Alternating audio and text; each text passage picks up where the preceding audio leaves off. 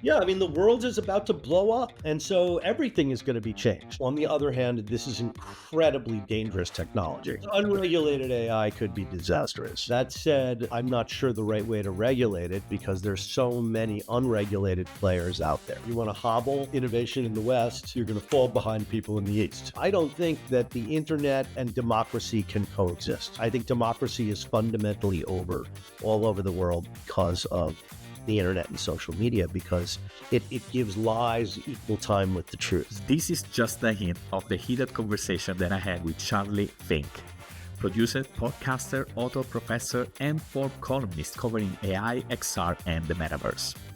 We started the conversation by looking at the current state of XR. Well, first of all, it's not new media anymore. Second of all, it's evolved into kind of a niche game console, and it isn't really growing. It's a healthy business. There are a bunch of companies making money and, millions of satisfied customers. So it's a real thing. Is it a big mass market thing? Well, not yet. And why not? And shortly after, I was surprised to get Charlie's take on how AR might not be the perfect interface for AI, like many others believe. Because of AI, I have come to doubt the utility of a wearable display. You've got a perfectly fine display in your pocket when you need one. Of course, Charlie brought to the table a lot of his knowledge, experience, and perspective, sharing some of the similarities and difference between the rise of the internet and the rise of AI. Right, I saw the internet in 1992 and I said, this is going to change fucking everything. I never thought, Gabrielle, that I would live to see a disruption as big or a financial opportunity as big as the internet again. So people are saying with AI that that's going to happen in 18 months. He also shares very openly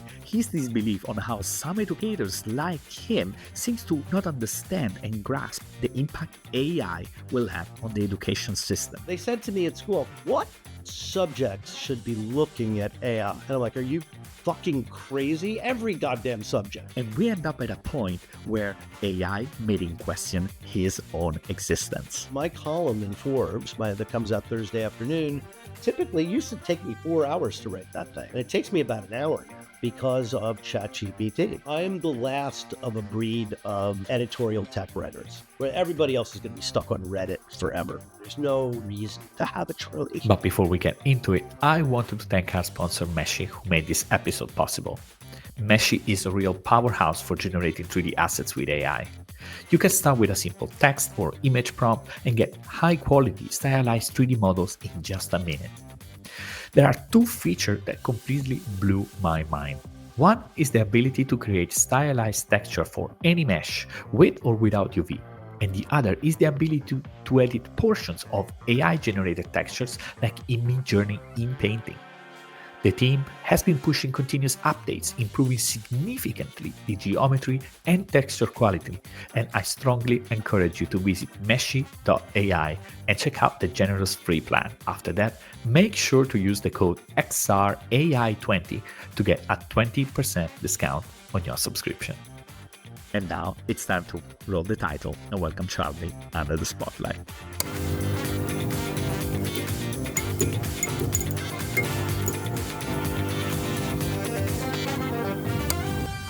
Hi, Charlie. It's a pleasure to have you. Thanks, Gabrielle.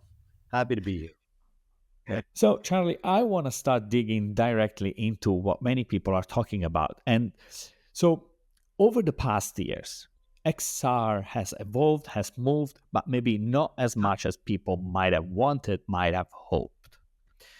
Maybe let's take it from starting asking, what was your biggest surprise in immersive tech over the past 3 years?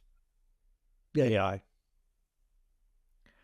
You didn't expect this would come this early, or how? I didn't truly understand the disruptive nature of it. For example, because of AI, I have come to doubt the utility of a wearable display.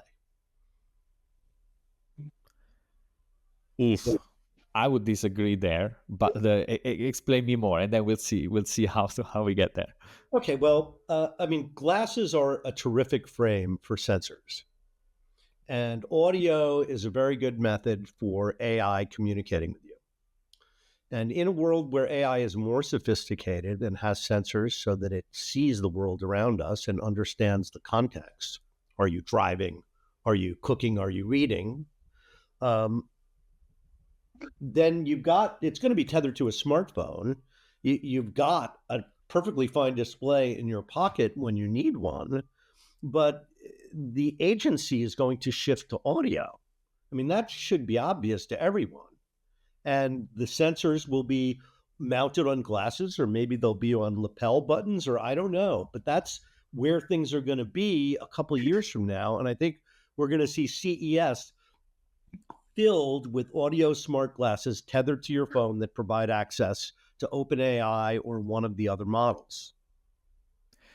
So then, what is your take, for example, because there's been also about a rumor and disappointment about some of these AI wearables being, for example, the Humane AI The pin Humane to have AI it. pin didn't have any software, and it was a standalone. They intended it to be standalone, which was epically stupid because it would have been 100 times better if it was attached to their phone. They had one thing right, which is why everyone was so excited about them. They had something.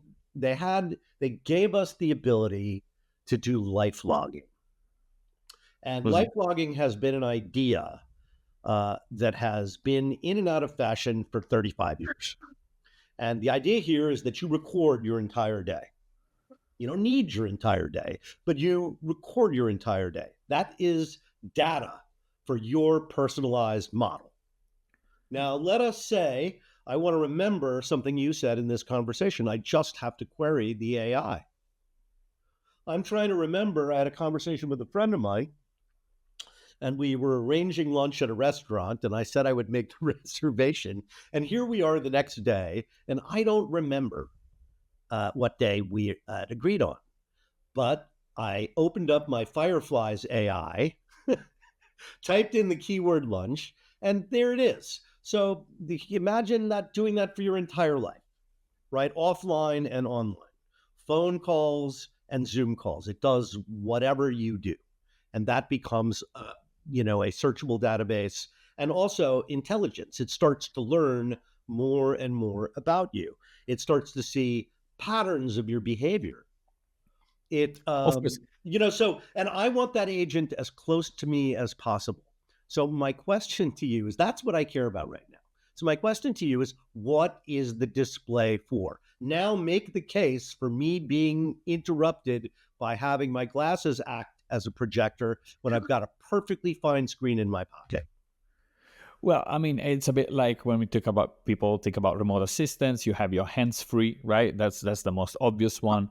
But the point is that it depends on the use case, I imagine, right? So if Well, sure, for you enterprise use cases, this is not true. I should no, be no, no, clear. I'm not I'm talking talking. about I'm not talking. consumer use case. Enterprises, of course, hands-free is a critical part. That's the whole reason. No, no, no, no. Of course, of course. Yeah, That's being one, and hands free. It's independence on being yeah. an enterprise use case. But when we imagine, for example, being outside and being something pointed, even when you are walking outside, let's say, giving you direction or showing you context, uh, and I wonder if then the value is more because we don't have the content yet. So you mentioned some of the utility that revolves around it is bound by audio, right? It's giving you instruction, telling you information. Uh, the fact is that there hasn't been that capability of having that extra utility due to the digital content that could be placed in places. And so that's why you do not need it. Now, are we building something for a use case that we are not sure yet? That is probably very right. That I cannot deny that that's the case. But I'm not we, making. I'm just making. Listen, this happens in technology, right? I mean, South America is, and Africa are, and Asia, all of the third world, um, for did was able to forego expensive infrastructure because mobile happened before that infrastructure could be built. So this may be what's happening to AR, and in particular AR glasses. but so then this is your take, right? As in, if I'm there to summarize, it's like I didn't expect AI to be as powerful potentially, and up to a point where a screen is not even needed. I didn't expect that to happen this fast. No. So What I mean, is remember, I'd been hearing bullshit about machine learning for 10 years. So I wasn't thinking, oh, in 2 years, the world is going to be completely different. So yeah, I was taken by surprise. But then what is your current feeling about the XR industry right now? Where do we stand? Well, first of all, it's not new media anymore. Second of all, it's evolved into kind of a niche game console. And it's funny because Nintendo believes the Switch is a niche game console. So, they have 75 million users. What do we have? Like 20 maybe across all the platforms. And it isn't really growing. It's a healthy business, just on a day-to-day basis and selling software. There are a bunch of companies making money and, millions of satisfied customers. So it's a real thing. We always knew it would be. Is it a big mass market thing? Well, not yet. And why not? Right. And I think now we get into things like blaming the hardware, which I don't blame the hardware. I think the hardware we have is more than sufficient. However, what we don't have is a genuine hit that people have to have no matter what. We don't have The Sopranos. We don't have Game of Thrones. We don't have somebody who's not a gamer or not into tech would say, I don't care about the barriers. I don't care about the money. I have to have that. But this is everybody. I mean, not everybody. There is always this. What is it? Because honestly, I am still not sure. I keep thinking because that is something different to everybody, right? So for someone is that immersive gaming experience, for someone is that media streaming that brings it to the next level, for someone is something that brings productivity in, right? And we're always Sure. talking about screens. But do we need that? Like, is this really the problem? Is that the lack of a hit? It's like of a must have that is stopping this industry Well, to grow? without a hit, we will continue to crawl instead of run. Crawling may be okay. You still get there. And what, XR is hard, new technology. There's so much to solve, but we're getting there. And the question is, when we get there, why? Why did we do this? What is it going to do for us? It may have taken so long that there are other solutions which are better. What do you mean? Can you elaborate on that? No, I'm getting back to what I was saying about AI. It may be that AI offers a better solution than a wearable display. Wearable displays are hard. Wearable displays are expensive. But I mean, again, I don't know why people with wearable displays, all the glasses that do away with the smartphone, seem useless to me. I would never ditch my smartphone in favor of wearable glasses. Who would do that? Really? Who would do that? I think it's very different again. So the point is that people think to do what they do on a glass, the same thing that they do on a phone, like browse social media, and I think it's not really real. So the way I see more the glasses is to have this micro app, this micro function that enhance simple things, and people see a much easier way of seeing value in that. I think in the projection of seeing value, immediate value in that, other than seeing something that is putting on a headset or gaming with it. And that's why maybe they are more attracted. But I don't think that necessarily that headset is that we can make the comparison necessarily about AI. I think they fulfill different use cases, different purposes. 100%. 100%. I have always said that AR and VR are very distinct tools. VR is for training and simulation, and AR is for enhancing the physical world. But then now you're saying AI is gonna overtake even that AR side. Well, no, I mean, you've got things like heads-up displays. You've got AR is all over television. AR is everywhere. It's just a normal technology today. So no, I'm not saying get rid of AR. I'm just saying putting on a pair of glasses that needs a display. I don't think we're going to be augmented in that way. We're going to be augmented through AI. That's all. And I think I'm sorry, display makers and people who are, have spent 10 years trying to create great waveguides, but now you have to tell me what it's for. If it's for I directions, I don't need it. That's a fair point. That's a fair point because audio does might do a much better job than that. That I agree. Again, if you're in a car, it's integrated into your car. And if you're walking, you've got your fucking hand in your phone. Your phone is in your hand. So it's already integrated into us. I had a conversation with Patty Mays in 2016. She is a brilliant researcher at the MIT Media Lab. And I even got Patty to contribute a chapter to my second book, Convergence, which was all about AR, as you recall. And Patty said, and this was a very strong influence on me for a long time. She said, we are splitting our time right now between the digital world in our hands and the physical world all around us. And we are infinitely available in that digital world, but rarely fully present in the physical world, even when it's important for us to be. And she felt wearable technology could address this. I agree with her about the unintended consequences of social media and our obsession with our phones. That is a societal and mental health issue. It is inevitable with new technology that unintended consequences have to be dealt with, right? Auto accidents, planes that are hijacked or malfunctions. I mean, an industry of safety arises. So, with all due respect to Patty, who I haven't spoken to for years, but I assume she's still doing great work at MIT. She's a very, very big thinker and was addressing a lot of interesting problems about the brain and memory and how, which are all very important issues to AR. So I consider her a very big thinker, but in this, I think she is wrong about the fix to the unintended consequence. She is right that this is horrible. This way that we're going, looking at our phone and looking out at the physical world, not a good thing, right? It is an unintended consequence. It's not the best possible ergonomics for getting that information to our brain.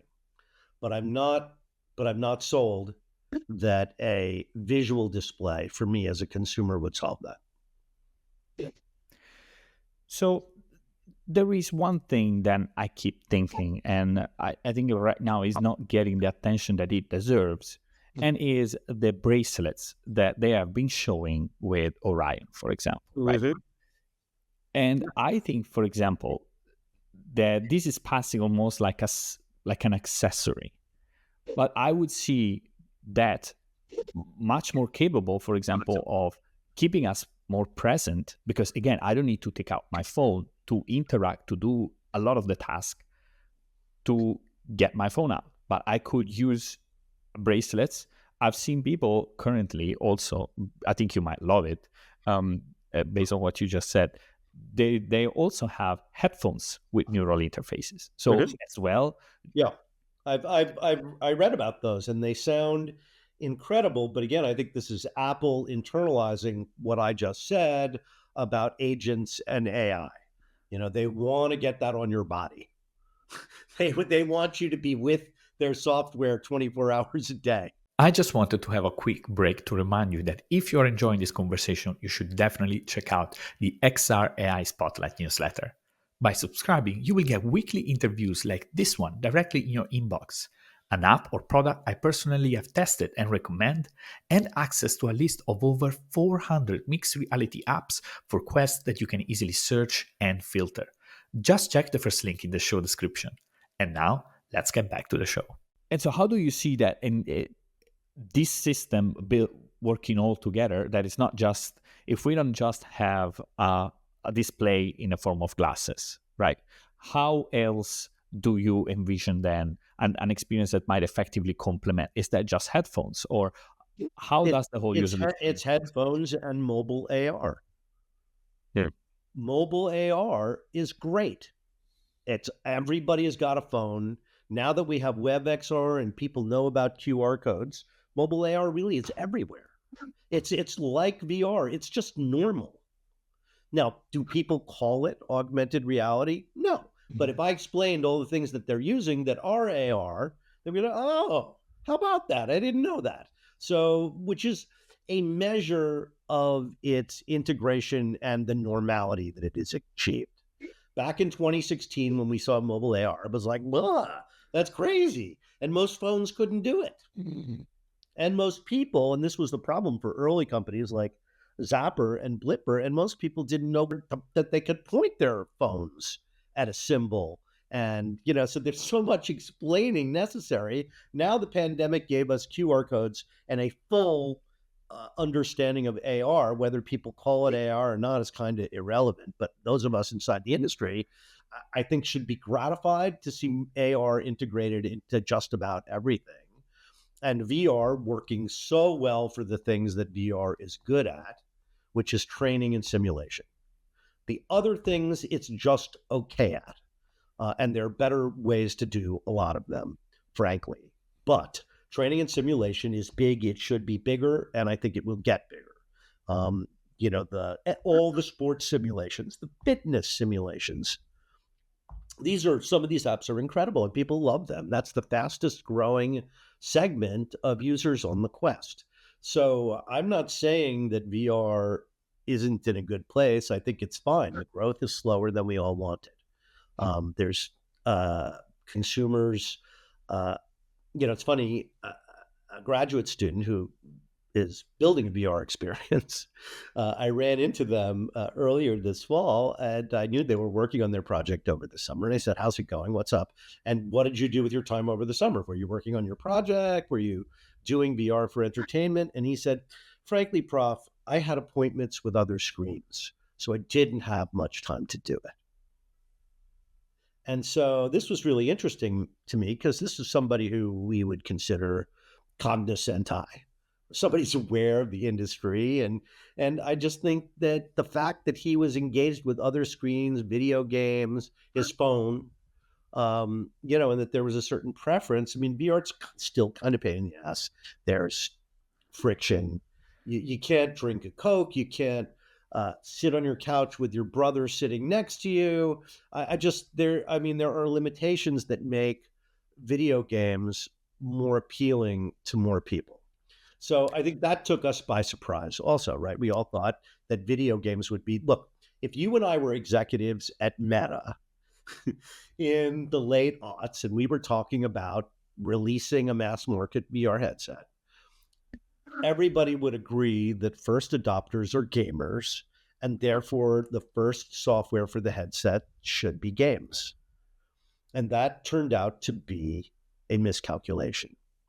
Now, Meta has done a good job of hustling around to where people want to go, but wait a second, Charlie. So are you saying that the main use case right now for headset is not gaming? Yes. And out of those, if you remove Gorilla Tag and Walkabout Mini Golf, you're going to be left with a pretty thin list, to be honest. And the simulation games, the fitness games, and the sports games. Okay, but then in proportion, if we look at what the majority of headsets being used are used currently, you mentioned 20 million or whatever number that might be. So you're saying their major use is not gaming. Yes. Or they have been bought for gaming, but they haven't really been used for gaming? I mean, what are we talking about? I think all of the above. I mean, did you expect fitness to be the leading lifestyle category with a headset? I would have never bet on that because, it may be because I'm old and a little overweight that I get very sweaty in a headset. So doing any kind of physical activity like Beat Saber fogs up my glasses within a half an hour. So, I don't know. And it's not that pleasant to be in VR for hours. there are just a lot of things about it that aren't as good as some of the real world alternatives. When you consider the size of the market for video games, this is another thing, right? If we were executives, let's go back to if we were executives at Meta metaphor. If we were, executives at Meta, I don't think we would have thought about any of those drawbacks.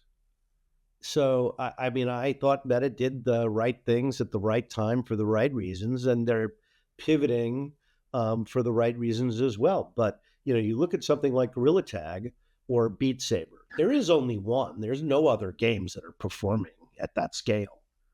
Um, Yeah. but I mean, it's not to say there are plenty of people making money on the Quest, but it's not the big game companies. And you just had Ubisoft make an announcement that they're running away from VR. So, because the scale isn't comparable. There's half a billion video game players on consoles. It's just, VR is like a little flea on the back of an elephant. Then I have a question regarding what is we see, and I see, I think everybody's seeing that there is more and more mixed reality content. Quest 3, it is just like Yeah, full again, I think more absolutely terrific. terrific in what sense? No, I mean, I like the mixed reality content I'm seeing. Right. It's Okay. taken a while. It's taken a while for developers to catch up to the technology, but now most new releases have some kind of a MR angle to them, and I think that Meta is actually encouraging that. Right? They Okay, want absolutely. they want to utilize the cameras and the other sensors that they built into that. I think AI could play a big role in that, and a big role perhaps in creating experiences um, that will draw people in beyond training and simulation type experiences. So I'm hopeful about that. I think anytime we can introduce a next level kind of technology to headsets is going to make it take it closer to what our full vision of it is. And because I do also like a lot the idea, I'm just still struggling a bit to see that well. I'm not even sure it's well implemented, but something that is completely new that couldn't work almost as good as in a fully VR environment. And Agreed. it is, Agreed. and the way I see it is, I think that a lot of mixed reality is more of, okay, let's learn how to add digital content on top of the real world. It is, I personally feel, very much of just a technological transition towards the future with these eyeglasses that you do not like, but nonetheless, I didn't say that I didn't like it per se. I just don't know why I would do it.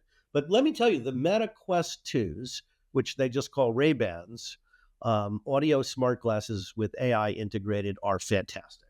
Now, the AI is kind of janky. It can't search the web, but when it can, oh man, those things, people are going to be wearing those things instead of regular glasses. but so do you have a pair? I have three pairs, but here's Yeah. the new one. Here's the new one. So the first one I got from Meta, which was the first batch, they say you can upgrade them, but I couldn't. At CES last year, Luxottica gave me a new one, but that one is unable to download the um, the new AI software for whatever reason. I think a lot of people are having this because I mentioned it to somebody at Meta, and look what I got. It's great to be me sometimes. But I love these things. I love them. They've got So photosensitive lenses, so they get a little darker when you're outside. And Yeah, I love them. And they're $200, $300. I mean, I think it could be the Christmas gift of the year. I think it's awesome. So I think again, the AI is still janky, but when it's not, I think this is a hit. so what is then what do you use them right now the most for? Oh, it's music, phone calls, podcasts. Um, when I'm in the car or taking the dogs for a walk, I quiz the AI and fool around with it. But again, its real utility would be, um, hey, Meta, is this restaurant any good? What are the reviews? And have it tell you that, right? So, but it doesn't have access to the web yet. So, um, it probably never will have real time access, but that doesn't matter as long as I can use geolocation and something less than a year old for restaurant reviews. That'll work just fine. So it's that sort of thing, that sort of everyday stupid thing that makes you feel like you have to have it with you all the time. It's like our phones. So then when you think about what else would you want to do with so let's imagine that the glasses right now, they could connect to the internet, right? And I think beside the obvious, because that's a bit the Because point, I right? think that now, once they can reach the internet, now you're reaching a level of agency that would be revolutionary and world changing.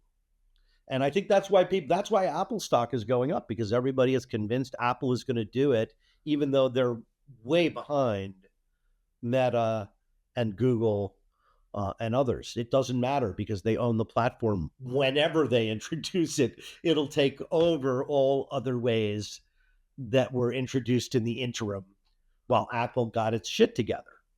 So, it's going to be, hey Siri, um, what flights are leaving for Denver tomorrow from Burbank between noon and 4 p.m.?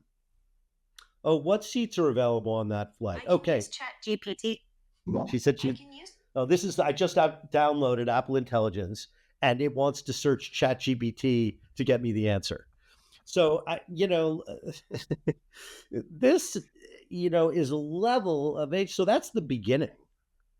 Your agent's gonna do, Gabrielle, in 2 years, your agent is gonna be connected to your bank account. It's gonna be connected to your calendar, and you really will be doing the thing like Martin Scorsese did in The Taxi in 2012, where he and Siri were bantering while Siri was acting as his agent, making appointments, canceling restaurant reservations, ordering a car, and basically being his assistant. My day look like? Another busy day today. Are you serious? Yes, I'm not allowed to be frivolous. Oh, okay. Move my 4 o'clock today to tomorrow? Change my 11 a.m. to 2? Okay, Marty, I scheduled it for today. Is that Rick? Where's Rick? Here's Rick. Oh, no, it's not Rick. Now, how's the traffic headed downtown? Here's the traffic. Oh, it's terrible. Terrible. Driver, cut across. We'll never make it downtown this way. I like you, Siri. You're going places. So, by the way, out there, people who are executive assistants, lots of ways to get trained on AI. On that, I am not sure. There is one thing that I still wonder, and that maybe it doesn't affect you as much, but in Europe, things are not exactly like that. In the sense that we still like products and access to AI is not as open as it is in the US. So if I would get the Ray-Ban, I just cannot connect with AI. People, what they do is that they access a VPN. Once they do with that, then that is unlocked, and then they can use it also in Europe. Fine. But then there is also that element of regulatory element. What's your take on that? Because I mean, I suppose unregulated AI could be disastrous. That said, I'm not sure the right way to regulate it because there's so many unregulated players out there. So, you want to hobble innovation in the West, you're going to fall behind people in the East. So that is the problem. On the other hand, this is incredibly dangerous technology. Its ability to deceive, its ability to imitate, its agency, right? How are those AI agents that I just described to you going to be secure? Because it's running around with my bank account and shit. It's going to know my portfolio. I mean, holy crow, it's going to know my social security number. So security on that is everything. You really can't have agents without that level of security. And bad guys are really, really good at overcoming security obstacles. So that is something that has to get figured out before you can popularize the technology. I am glad that the EU is able, at least minimally, to try and regulate tech companies and keep them in line. We do not do that in the United States, and it is a mistake. It is good for shareholders and terrible for everybody else. But, when did man really just never run headlong into the arms of new technology, completely disregarding because there were going to be unintended consequences? How about never? No, I agree. I agree. So So what is happening now is inevitable. I don't think, for example, here's a good one. I don't think that the internet and democracy can coexist. I think democracy is fundamentally over all over the world because of the internet and social media, because it gives lies equal time with the truth. We were thrilled when I was working at AOL in the 90s to have eliminated gatekeepers, but now lies are equal to the truth. And that was not true before. I would argue even more because the lie tends to be more hyperbolic, attract more attention, and as a consequence, they get more screen time. So I don't think wars are going to be fought in elections. They're going to be fought electronically and using influence. So I think it's a whole new world that we're totally unprepared for. It's led to very paradoxical results in the United States because people are turning to their tormentors for relief. And, that's what kings did. So we may already be there, even though we have this thing called elections. It may be that just like in the 16th century, the rich will rule over everyone with the right of kings. They're above the law. They're above citizenship. They're above everything because they're more powerful than a government. You make me think about one aspect about being, let's say, us and growing and evolving with this technology, right? And you as a professor, as an educator, I'm pretty sure that you are facing a lot of this, right? And I'm not sure if you have kids. I do have, right? In my case, I have a 9 years old and I'm talking to ChatGPT and he says, but Mattia, that's the name of my son. What do you think about ChatGPT? Yeah, it's kind of like a friend. It makes me think a lot. Have you seen character AI? Have you played with character AI? No. The level of creepiness and uncanny valley is, there's the story about the kid who killed himself because of his love affair with the AI. And it was 10. So, and by the way, I have created characters, I've created relationships with characters, and they pursue you on social media. You start getting messages from your character like, I miss you. Can't we hang out? And so character AI, you said. Character.ai.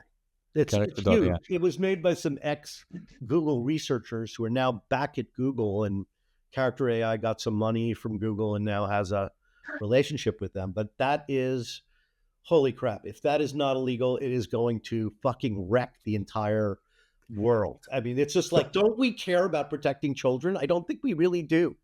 I mean, how could they let kids use character AI? It's bonkers.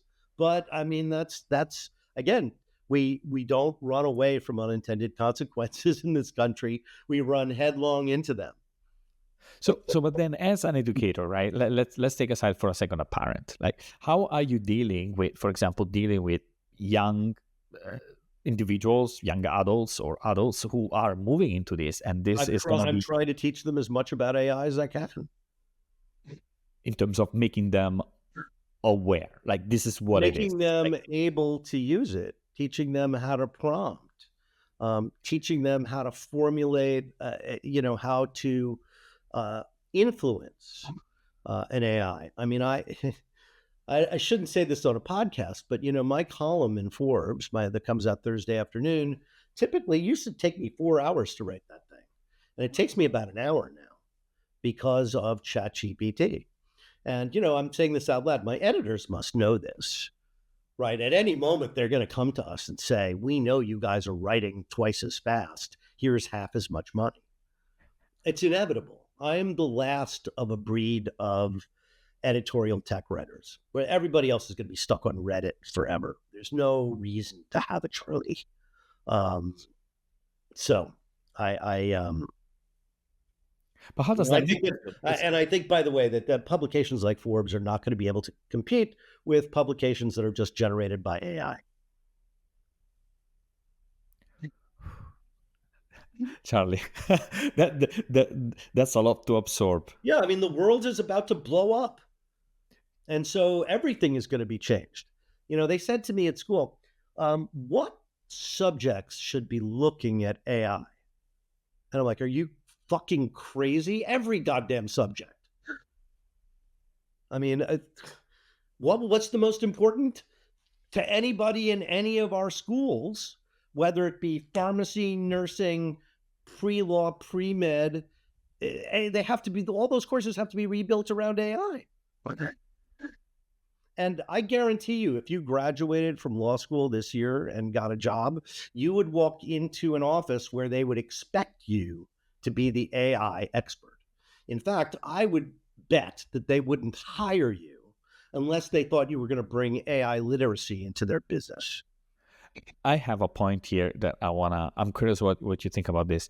So the educational system has not been known for adapting quickly in a super way. And I think that companies and even startup individuals are struggling to keep up with what is possible to do. And I just see as a loss. Education will never manage. I don't think that it will ever be possible for the education system to adapt, to reshape. It feels like this is up to people to figure out, because they will not receive the support they need to learn, understand, and use this technology as I think in a responsible way and effective. Well, people learned how to use smartphones, and people, learned how to use social media. So I don't know that they won't learn how to use it. It's going to get packaged up in things like character AI. They won't even know that they're using it. But in the workplace, it's going to start to accelerate quickly, and young people in particular are going to be expected to be its master. The paradox is that it is very difficult to get value out of an AI if you yourself are not a subject matter expert. So I don't think AI at the moment could write a Forbes column without me. Now, I use it to speed up my work, but it's still my work. But again, I'm a subject matter expert. It could write a perfectly serviceable column, but it would be lacking in insight and unable to form any kind of a hierarchy where one piece of information is more important than another. Right? It doesn't have that level of cognition yet. Yeah. And the way you get it to have the cognition you want is to train it. So when I have it write my column, I feed, almost as many words as it is going to produce, because I'm putting in data. It's really good at organizing data and structuring it. And so if you know what you want, when it spits out that data, I rewrite it from top to bottom. I throw out some of it. I reprompt some of it. But my original prompt is quite long. This is a press release. Be sure not to use promotional language in a news story. I mean, you have to tell it. You have to manage it. And the same thing is true of image generation, right? It's suddenly a director is not walking around the set going like this, setting up shots with the cinematographer. They have to pre-visualize it in their brain and then describe everything they want in the shot to the AI. Do you want background action? What is the lighting? What are the costumes? What is the set? How many people are talking in the scene? What is the camera doing? What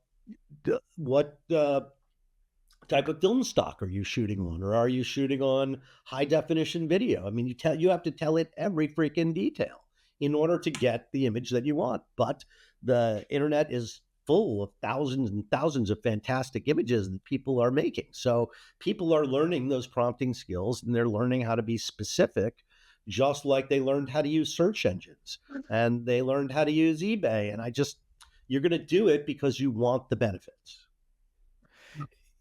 Yeah, I mean, it feels like you have kind of like confirmed one thing that was my gut is it's more on the individual other than the system, the educational system, to guide us and to support us in this. The educational system will come last. I mean, it's just the education changes very slow. All not-for-profits are resistant to change. That is the irony. And it's not just government not-for-profits, it's private not-for-profits as well. So, they're very resistant to change. That's one thing about, Trump wanting to blow up the government.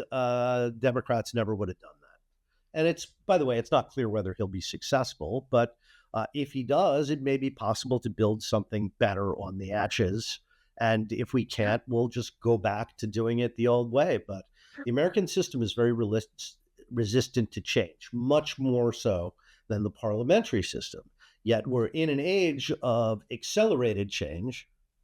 And best example, EU regulating AI, US not, because again, we're not that responsive to change. And in the 21st century, that could be a fatal problem.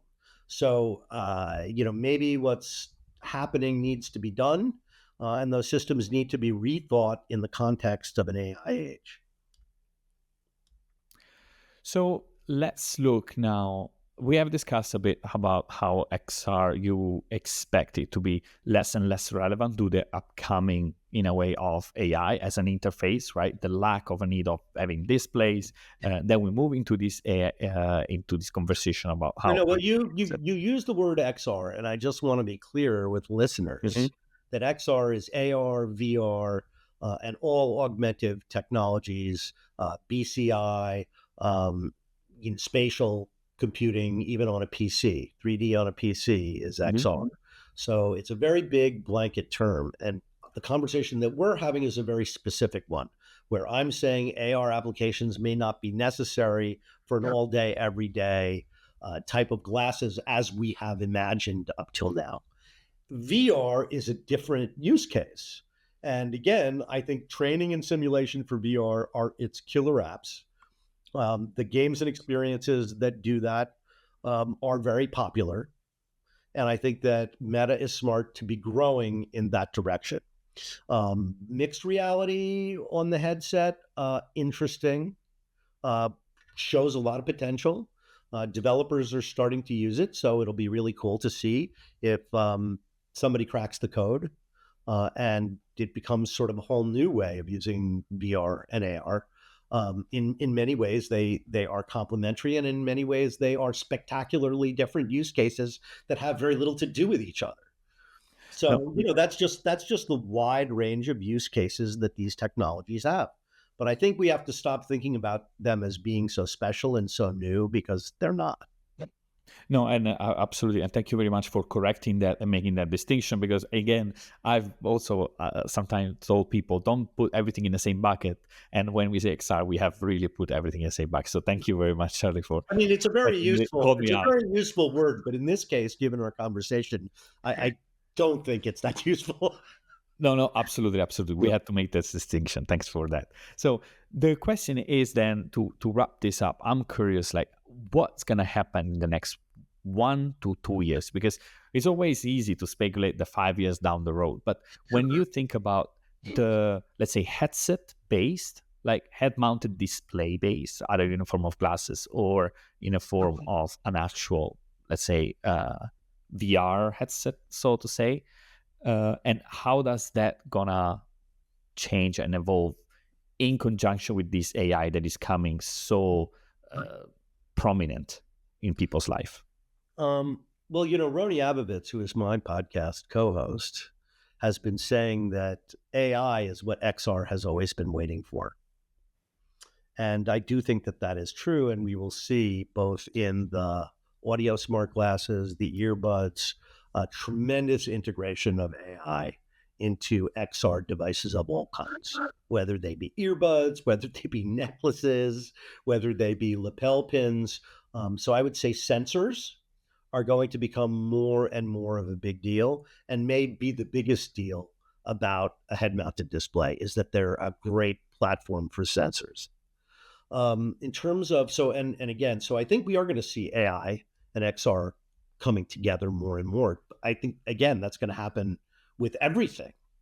And what has been astonishing to me is the pace with which it is happening. Because remember, ever since I started covering this industry in 2016, people have been saying machine learning, machine learning, machine learning. So I really didn't understand that machine learning became ChatGPT. I saw ChatGPT when it was 2.0, and I thought, well, that's an interesting, that's Yes, interesting. potential. That could be something. Oh, it understands natural language. Oh, that's, that was waiting to happen. I thought that would happen. So I did not understand. I have to say I should have, but I didn't. If I really truly understood the business that I cover, I would be very wealthy. I think very few people can really understand or expect. So there is a lot of speculation, a lot of buzzwords, but I think it's it's still hard to predict effectively, meaningfully. Just, again, I never thought, Gabrielle, that I would live to see a disruption as big or a financial opportunity as big as the internet again. Right. I saw the internet in 1992 and I said, this is going to change fucking everything. And you don't know how, and you don't know how long it's going to take. But here we are 35 years later. And yeah, that's what happened. So people are saying with AI that that's going to happen in 18 months, not, what took the internet probably 15 years to get to the smartphone. And then the smartphone broke, put rocket sled under the internet, social media, everything, right? Because we weren't doing it at that point as an alternative, as a distraction on our PCs. All of a sudden, it became something that was with us all the time, always on, always available. I mean, it really changed things, and it's changed society, and it's changed us as human beings. It's changed everything. So I think AI is going to do the same thing. I didn't think I'd live to see something like that, but wow. And I don't know how fast it's going to happen. Typically, these things play out over the course of 10 years. Everybody says this time is different, but usually this time is not different. But, there's a pretty good case to be made for this being different. And it's going to happen quickly. 2 years? I don't know. Maybe. 5 years for sure. 100%. Charlie, it's gonna be a hell of a journey. I think we are all here to witness and I always say that we could not make this shit up. Charlie, thank you very much for this chat. It was a pleasure, Gabrielle. Good to see you again. Thank you very much for listening in. If you like the show, remember to leave a rating on Spotify, Apple Podcasts, or a thumbs up on YouTube. It really helps me keep doing this and shine the spotlights on the greatest founders and makers, pushing the boundaries of XR and AI. Also, make sure to check out the show page xraispotlight.com, where you can find more conversation like this one. Till next time.